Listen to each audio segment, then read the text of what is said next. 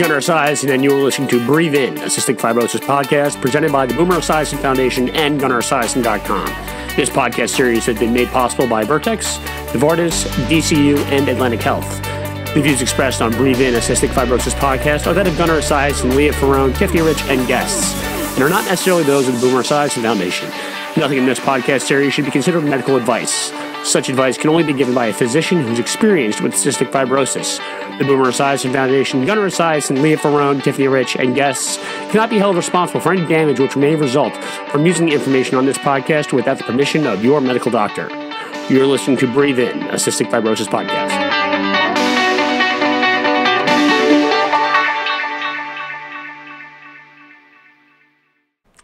All right, Gunnar Esiason back for another episode of Breathe In. It's Cystic Fibrosis Awareness Month. It's May. Everyone's favorite month. My lovely co-host, Leah and Tiffany, how are you guys? Happy CF Awareness Month. Happy CF Awareness Month. Doing well. How are you? I'm good. CF Awareness Month is always fun and interesting because you just get to open the window and shout that you have CF. That's what I like. Yeah, just tell everyone that you have CF. Just love it. You just shove it in people's face. I have CF. This is what it is. Surprise! I can't breathe if you didn't know. Yeah. Your favorite color is out there. Purple's everywhere. Gunnar. Yep. Purple is my least favorite color. I know. My least Everything favorite. from now on that I send to you will now be purple.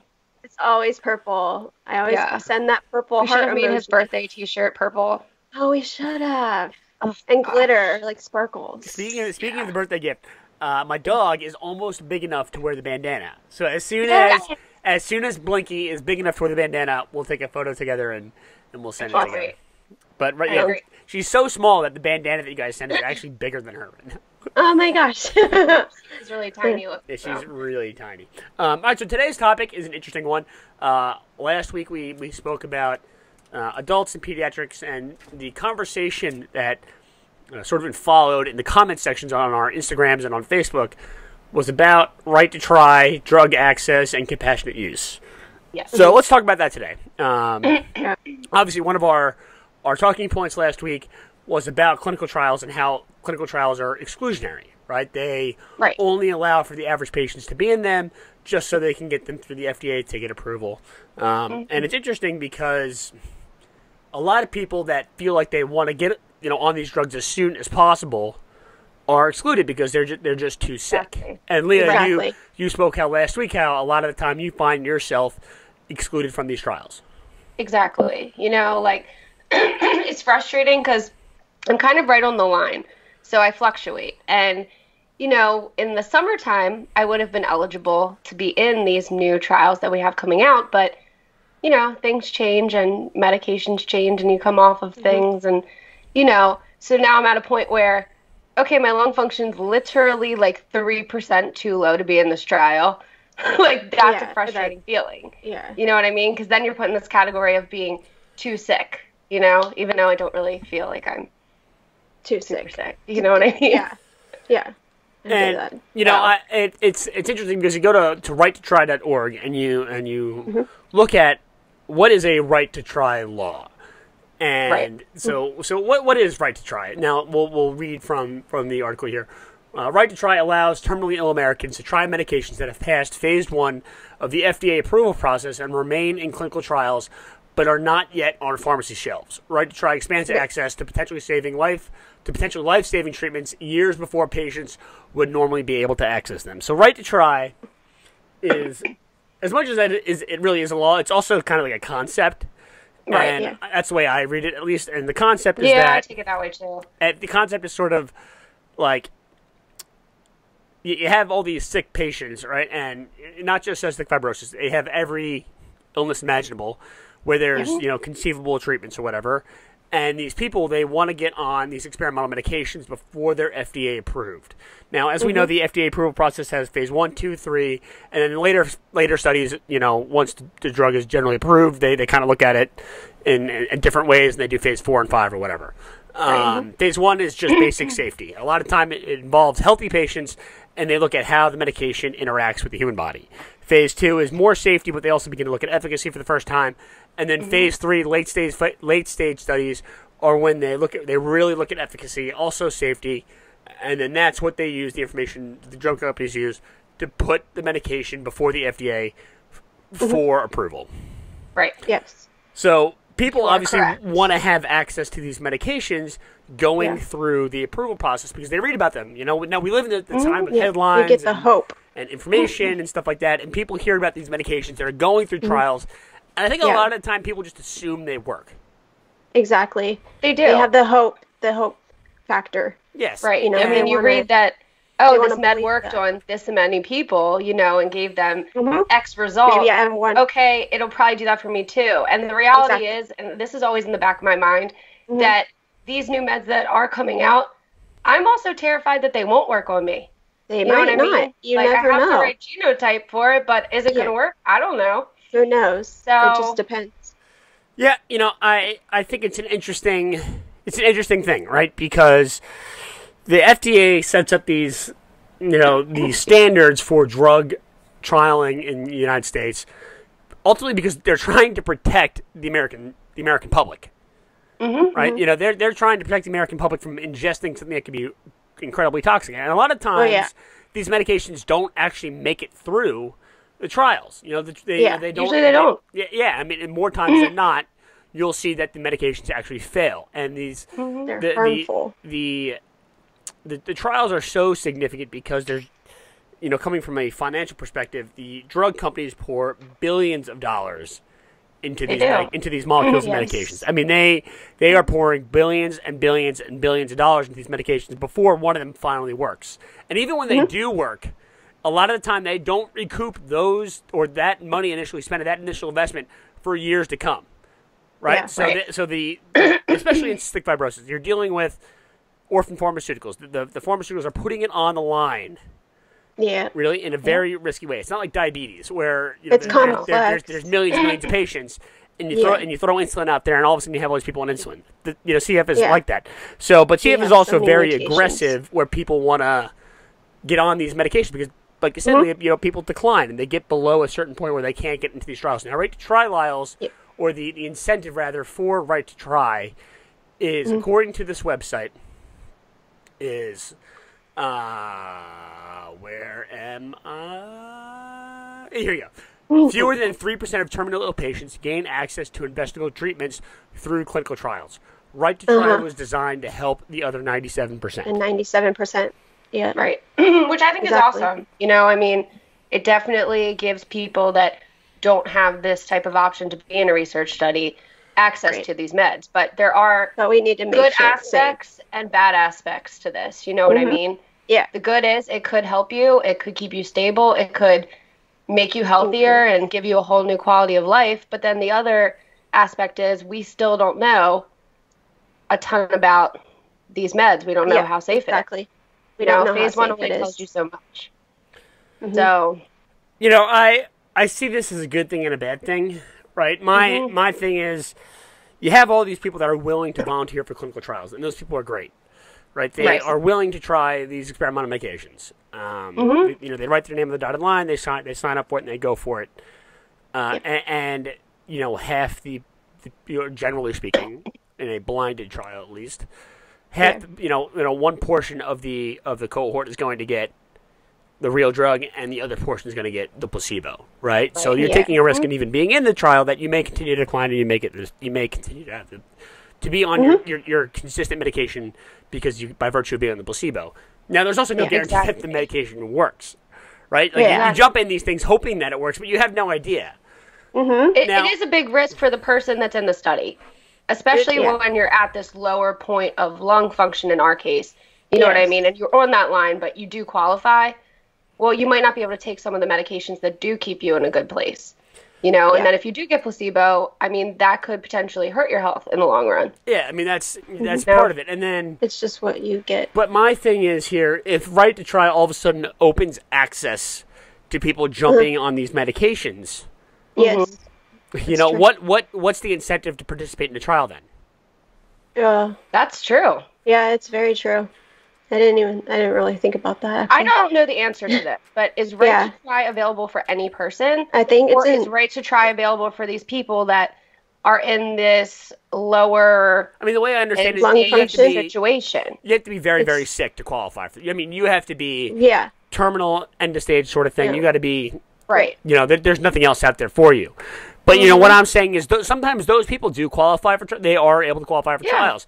But now, Yes. if you all of a sudden you place this right to try thing, and people have access to these medications, we'll talk about how they're going to pay for these medications in a minute. But Right.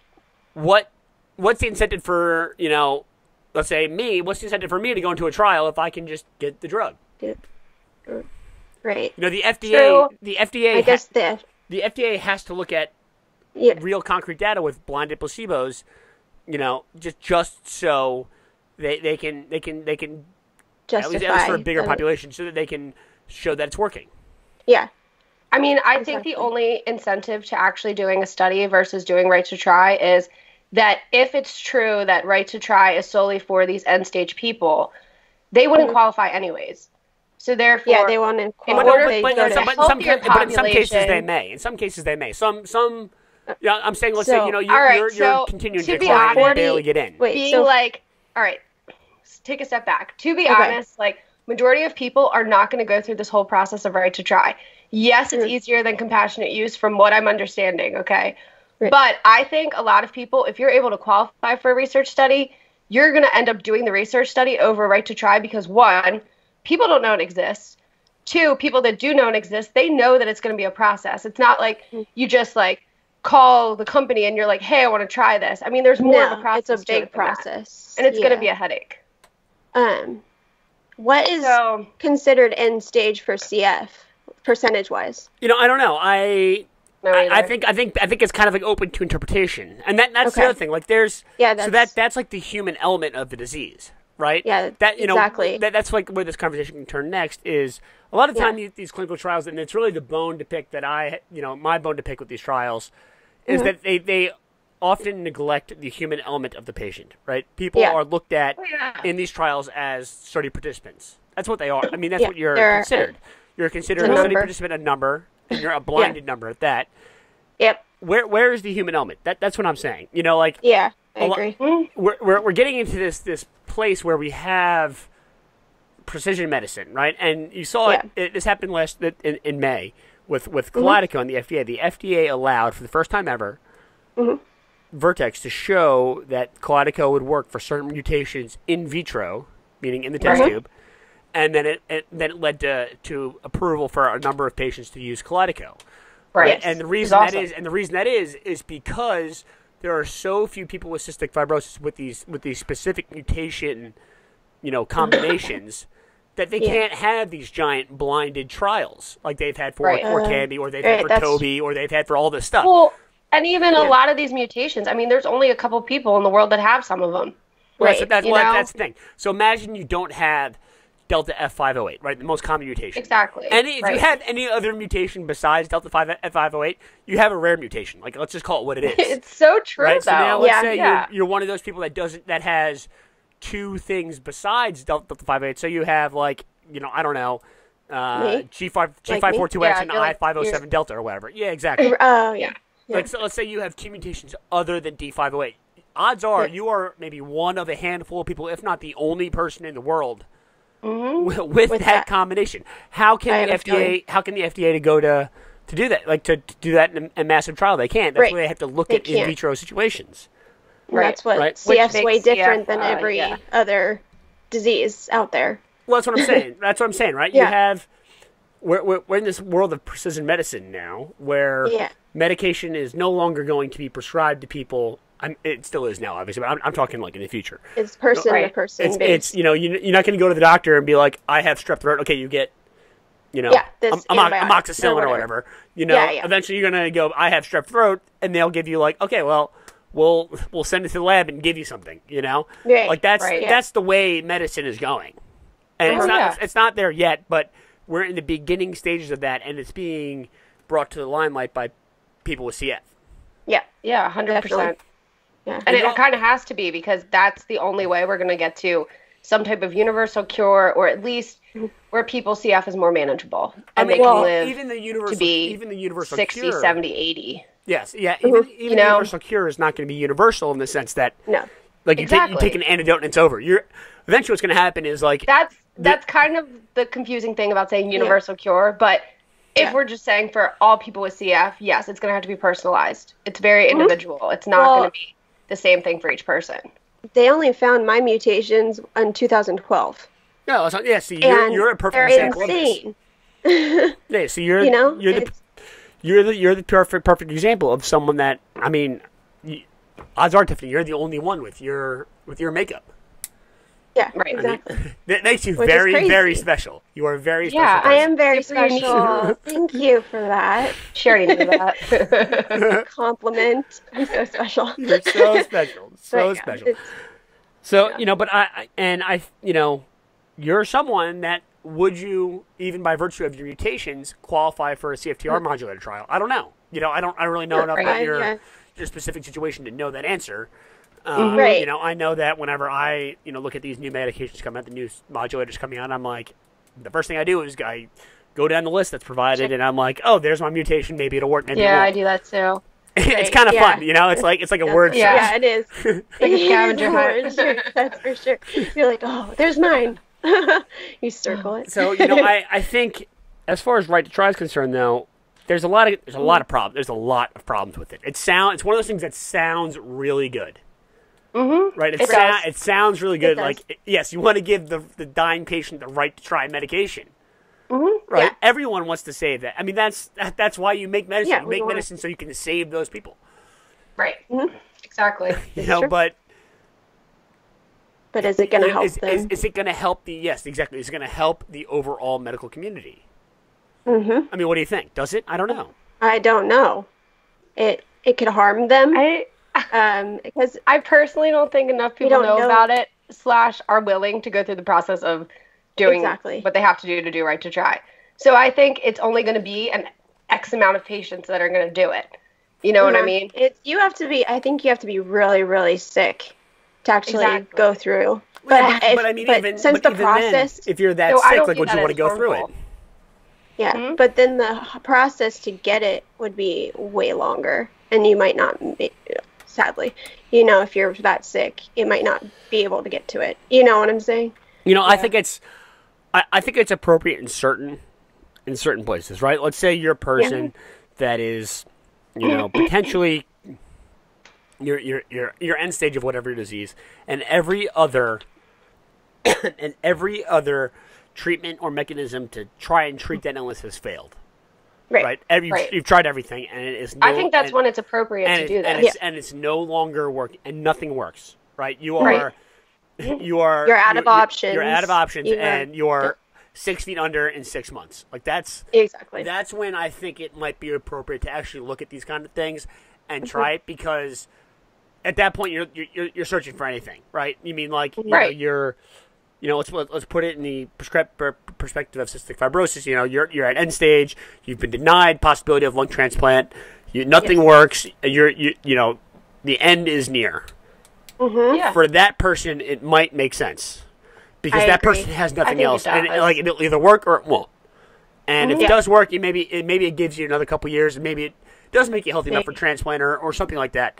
But if it doesn't work, then it still helps. you're on the same path that you were on Right. a month ago. That's very I don't true. think you're really losing much trying it in that situation because Yeah. I mean, and what I else don't do think you it have? harms the medical community that much at that point doesn't. either, right? Like, to disincentivize people to not be in trials, then you're harming the medical community. Let's say Yeah. somebody who is well within the parameters for an investigational medication and wants to get into a trial and is eligible, but is also at end stage and can qualify for one of these right to try compassionate use deals. That's when you're I hurting. just don't think that's even possible. I don't. though. Yeah. I personally don't think it's possible because I think, if you're eligible to be in a study, they will not give you right to try.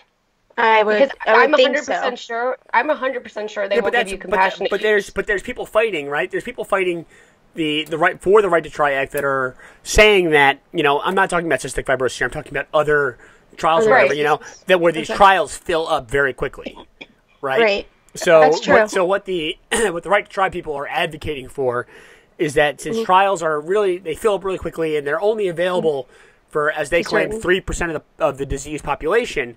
The other 97% of the people who may be who may be eligible to get into the trial, have to wait a certain number of years before the drug is approved. And I think in that situation, they are still viewed as healthy enough and not at risk, so they will not give it to you unless you fall below the parameters of that study. But this Right to Try group is advocating for those people to have access to it as well. Yeah. They want everybody to be able to they basically have want to, the chance. Yes, they want to make the compassionate use laws or the expanded access laws through the Again, FDA if that's more the lenient. Situation with it, I still don't think enough people have the drive in life to go through the process of doing it. I think they would if they really are passionate about it. Well, that's the thing. Well, that's the I'm thing. saying, as a nurse and like the patients I deal with, and they have all different types of medical issues, and they are super sick people. I would tell you at least 75% would not even bother. Yeah, it is but that's a hypothetical though.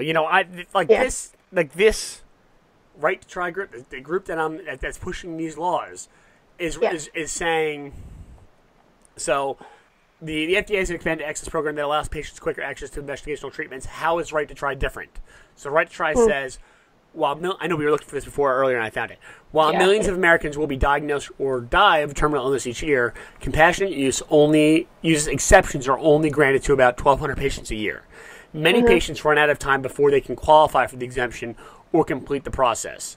Right to Try laws help patients get immediate access to medical treatments before it's too late. So, I mean, that's a big juicy statement, and it sounds great. I saw that too, and that gave me the impression that, because we know with compassionate use that takes, that can take hundreds of hours. Takes a long time for all people involved to make that happen. That is not an easy process. And elsewhere on the right, word immediate though is a little misleading because nothing ever is immediate. I think it's probably immediate relative to the compassionate use thing. Elsewhere in this website on righttotry.org, they are basically saying that the compassionate use project is the compassionate use or the expanded use avenue set up by the FDA is actually created in a way to dissuade patients. Who knows if that's true? I don't think that's true. I think that's crap this group is putting out there. But they obviously want to expand access for experimental medications, and their ultimate argument is that you as a citizen of the world are in control of your body, and the government shouldn't be telling you what you can put in and put it out. I think that's the angle they're trying to use. I think so. But I'm like, there's we do kind of legislate people who smoke cigarettes, right? We have heavy taxes on people who smoke in cigarettes. Right. So we're telling them that you can't really put that in them. And then you have the same thing with the sugar tax. That's also regulating what you can put into your body. So this is kind of in that same sector, but a little different, I think. Yeah. But ultimately, like I said before, the only appropriate piece, I think, for someone to really get into this, and people may disagree with me, is that if you're They're totally going to disagree with you. If you're sick, and if you're really, really, really sick, then then I think you can go through this. But if you're if you're someone who's eligible for a clinical trial and you don't get into one, is it really? Is this really worth it? Because at that point, it's situational. You can't legislate science. You don't know what's going to do to you. It might increase or make you decline more if you go and do it. That's certainly part of it too. It's there's a reason they study these things, right? Exactly.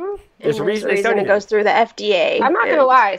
All that stuff. Clinical trials I've been in, I've had very extreme adverse reactions. Yeah. Things that they did not know would happen, Yeah. And did not foresee. And it goes patient and I was by that patient. learning You don't know. So you do have to be mindful of the fact that just because it made it through phase 1 doesn't mean there aren't issues that aren't going to arise. I think, though, it is situational. So let's say you are a person that does fit in this category of I could qualify for this clinical trial. However, it filled up, you couldn't get in it, and your health is declining, and you can't really figure out how to get it to stabilize, and you want to try something like this. I don't see the harm in trying it, but again, I think it disincentivizes people to be in trials. If you're telling eligible people that they can have right to try access, or they can use these drugs compassionately, or they can just get access to them, you're but all of I'm a sure sudden about you're all of a sudden you're being disincentivizing people to volunteer for Why trials. lose health? And you it's don't a have to lose. faster way of getting it, if that's what they're saying about You know, it. like, Yeah, but then if no one did clinical trials, there wouldn't be right to try there also either. there also wouldn't there Like, wouldn't be I medication. mean, let's be real.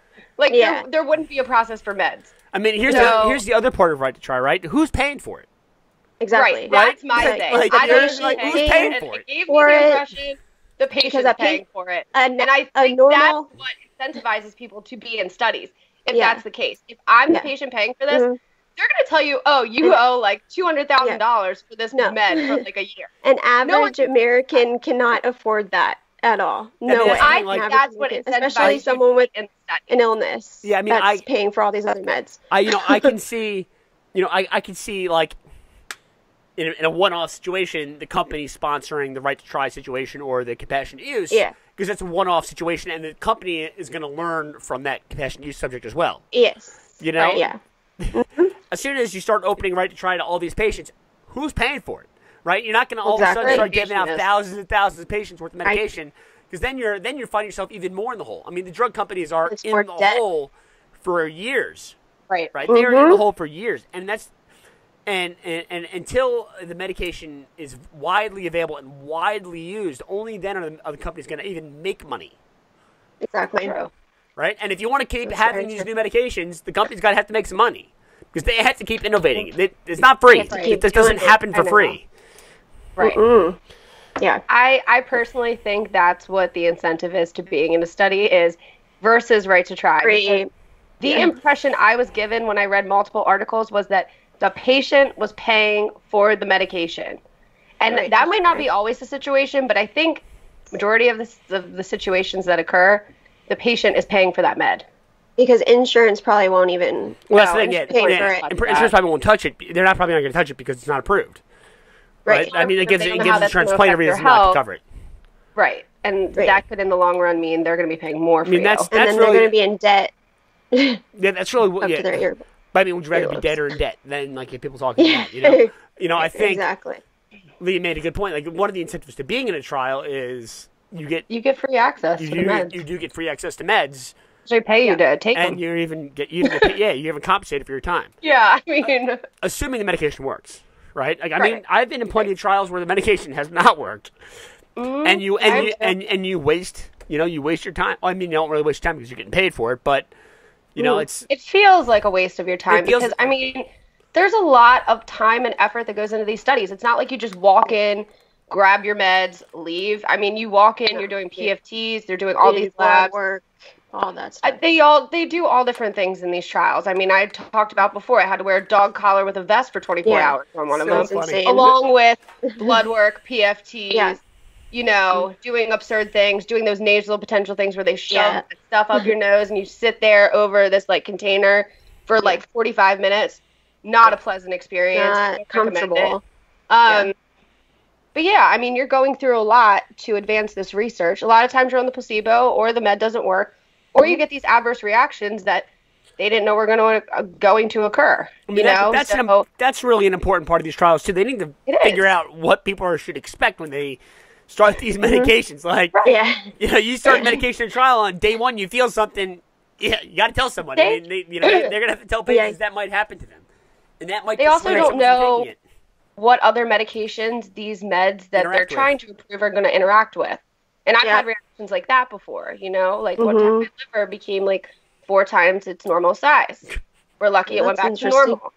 But Yeah, it's the that's learning crazy. curve, and that was a scary situation because it's like, Yeah, no, that's so scary. guess who's getting the liver The transplant? understatement of the world. Yeah. Like, Scary situation. Yeah. Yeah, I think it sounds good. You're gonna Yeah. give patients the right to try, and the president actually mentioned it in his State of the Union. So it's obviously being talked about it at the highest levels, right? At the highest levels Right. of our government, it's being discussed, and Right. whether or not you care for the administration, I don't really care, but it's all I care about is feeling good, and healthy. if they're talking about it, then it's Then something it's in their that heads. we as patients need to also familiarize ourselves with.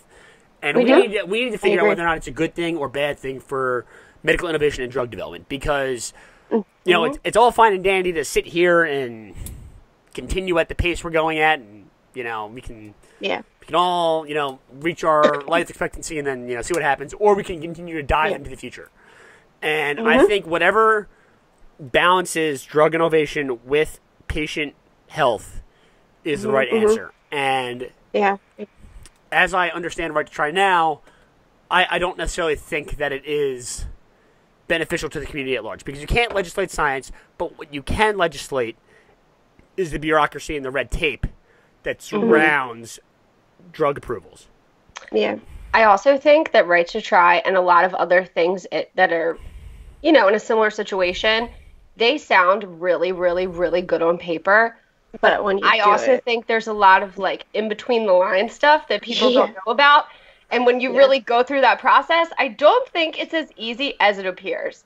I just genuinely don't think so. Definitely isn't. Nothing's ever as easy as it appears. It's not. Exactly. You know what I mean? Walking down the street to the pharmacy is never as easy as it appears. But we know that. That's where I'm at with it.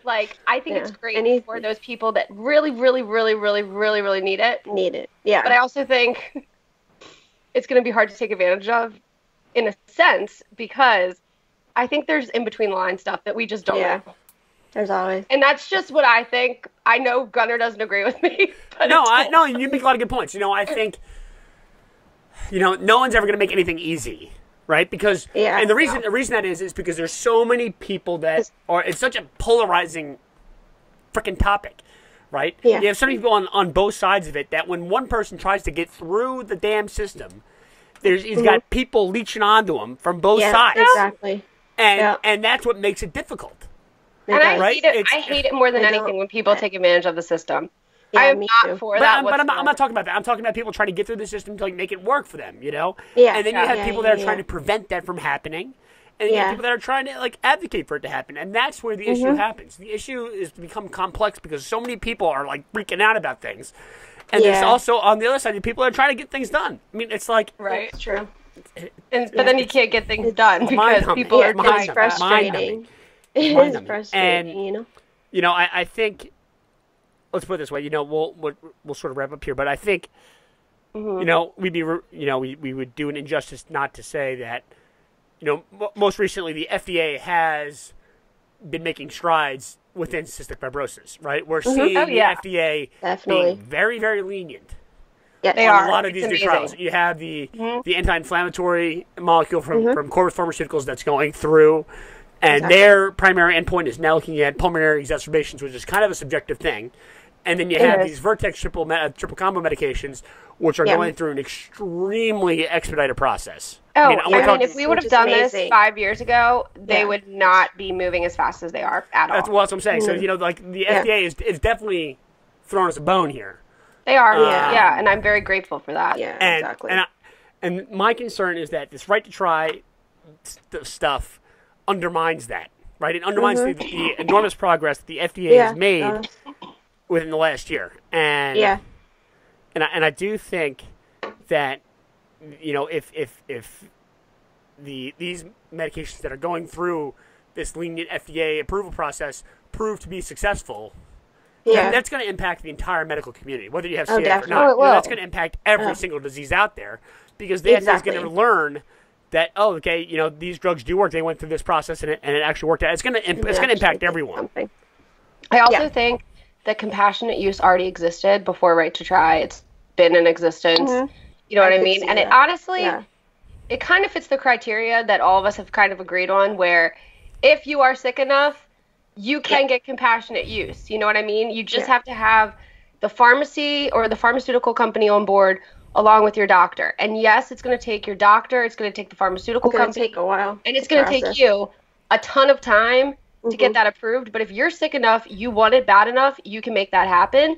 So I think that compassionate use already exists. It involves the FDA. It involves, multiple people to be involved in this process. That Right to Try doesn't. I don't know. It doesn't have as much. Yeah, I mean, it's expanded access by the FDA it's important. It does a lot of good things. But it does. But according to the Right to Try people, it's a lot of people fail when they try to get through it. But then you also have conflicting reports from the FDA. The FDA claims that they almost approve every single request. So, it's like, from who what are you I gonna believe? understand that they actually do.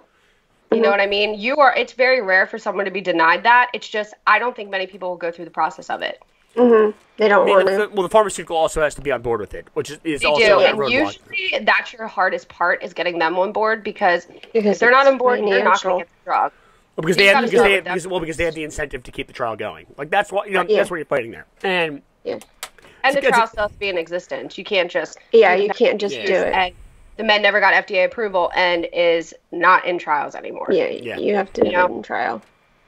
Yeah, it's a complex argument. So I'm excited to hear what other people think about it because people people's responses. It's very passionate. It's a very passionate topic. It is. So, all right, with that, thanks for listening. This has been Gunner, Lee, and Tiffany. Maybe you can hit us up on Twitter, Facebook, Instagram, at breathe_in_pod on Instagram. Our summer clothing item is coming. Oh, yeah. It hasn't been released yet, but it is coming. It is coming. Yeah. So that'll be available on the Salty Sisters Etsy store. Yes. Yes. Along with our other Breathe In products and the Salty Sisters products as well. You want to get those before they're gone. That's all I know, actually. I did inventory. I got a sneak peek at the new Salty Sisters item yesterday. Yes. Oh, yes, you did. It's pretty exciting. So it's for summer. There's a lot of new items. Well, you can tell them if you want. We have a water bottle coming to you. And I think it's beautiful. Save the planet, and use a reusable water bottle. Exactly. It's a reusable water bottle. See, we're saving the planet and saving people with CF at the same time. Exactly. Totally. It's saving everyone. So check them out on Etsy. And then I think that's it. Gunner's blog at Assassin.org. They are saltysisters@gmail.com. Thanks for listening. We will see you next week. Bye, guys.